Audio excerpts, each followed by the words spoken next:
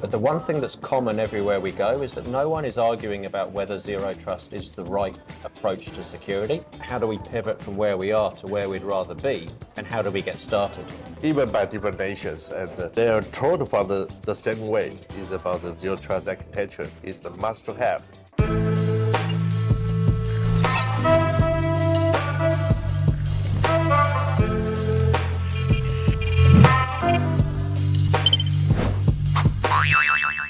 Hello everyone, welcome back to Cyber Talks YouTube channel. Our last segment, we talked with Raghu and about the technical side of the zero trust. Now, let's shift to the APAC Martin. Joining us is Dave Shephard, the Vice President of the APAC at Illumio. Dave, great to have you here. Welcome to Taiwan. Thank you very much, and thanks for having me on. It's a pleasure to be back here. We oversee the Illumio strategy across the entire APAC regions. What's the current maturity level of the zero trust adoption in APAC? And how does it vary between markets like the Japan, Singapore, and Taiwan? Yeah, it's a great question to get us started. So I've been in the role now for a little over 4 years. Oh. So we've kind of overseen, and we've seen a lot of different change and trends across the industry. And the truth is, like, it kind of depends. Like, everywhere we go, it's a little bit different. But the one thing that's common everywhere we go is that no one is arguing about whether zero trust is the right approach to security. I think people have decided that it is. Yes. And the question now is, well, how do we pivot from where we are to where we'd rather be? And how do we get started? Now, in some markets, governments are helping with guidelines which people can follow. And in other markets, I think they're looking for the industry to help guide them and show them the way. So organizations like Illumio have a very important role to play in the adoption of zero trust. So I think specifically, we're not seeing a lot of difference between Taiwan, Australia, Japan, Korea, Singapore. Sometimes it's industry by industry. Some things are common across all markets, and some things are more specific to the industry, but not so much specific to the country. Yeah, but I believe that every government, well, even by different nations, and they are told from the same way, is about the zero trust architecture is the must to have. But the Illumio will be get stronger in the future. Yeah. Whether the APAC or Euro or US, I think that's a trend.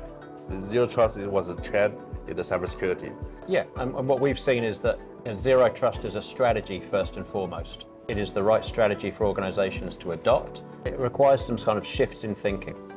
Okay, and key to that is people need to think about securing their organizations from the inside out, not just from the outside in. And you'll find that things like assume breach and least privilege principles are absolutely critical. Any organization that's pursuing zero trust that isn't assuming breach probably hasn't got it right yet. How to shift or convince the CISO mindset from one of the normal traditional cybersecurity was the deep in defense, DID. Yep. So how to shift them from DID to ZTA to zero trust architecture? Yeah, strategy. How to accomplish that? We've been wrestling with cyber threats and our cyber defense strategies for a really, really long time. And obviously the thing you'd rather do is prevent. Like, if you can prevent attacks, then you would do that first. But what we've seen over the years is that it's impossible to prevent all the attacks. Yes. So we've spent decades trying to prevent attacks, but still we see breaches.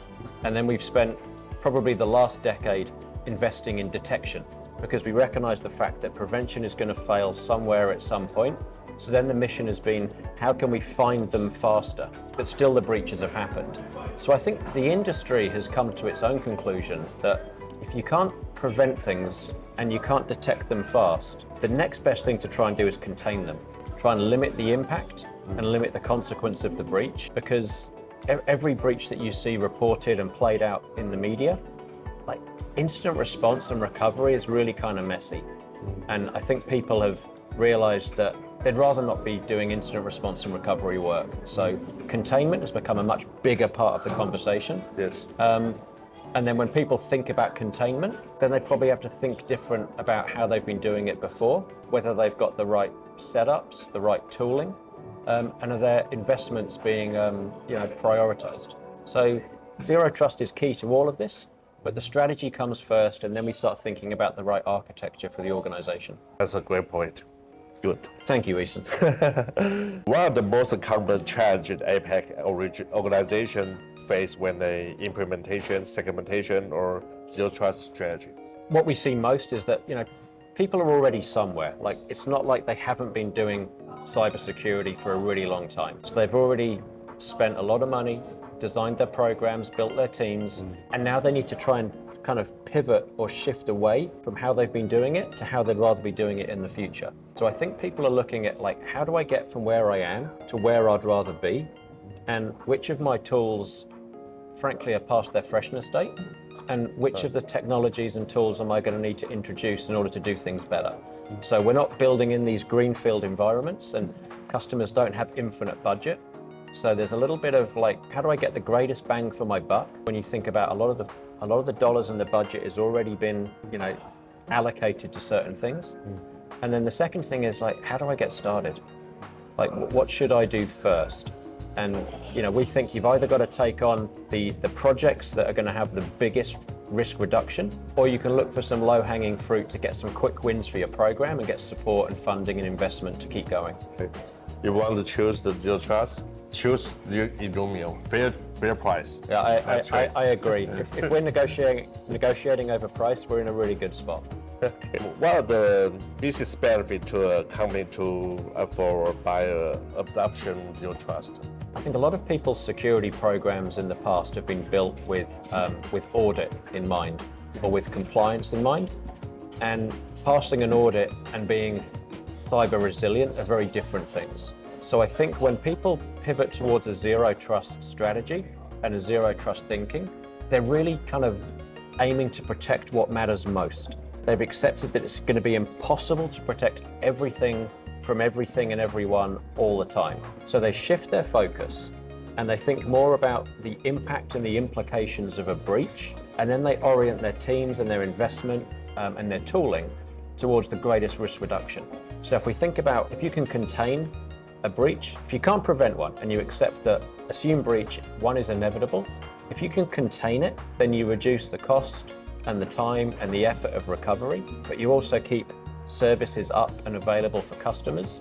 You reduce the risk or the potential for data loss and the implications of that on customer confidence or shareholders or media reporting. So I think you can very easily join the dots between zero trust security, increased cyber resilience, and the business impact and the business benefit. And we'd be, thrilled to be in the conversation with our customers, showing them how we've helped other customers do it before them. So that we look at all of APAC, which industry they need to deploy the zero trust? Probably seen the greatest adoption or the earliest adoption come from the financial services industry. Okay, but that's been pretty typical of cybersecurity solutions all the time. So we've seen the greatest adoption from banking and finance, but more recently we're also seeing critical infrastructure, and that's defined differently in different markets, but energy sectors, transport, manufacturing, logistics, supply chain attacks in manufacturing, we've seen a bit more of that. But sometimes the attackers, they don't really care. Okay, you've really got three different types of attackers out there.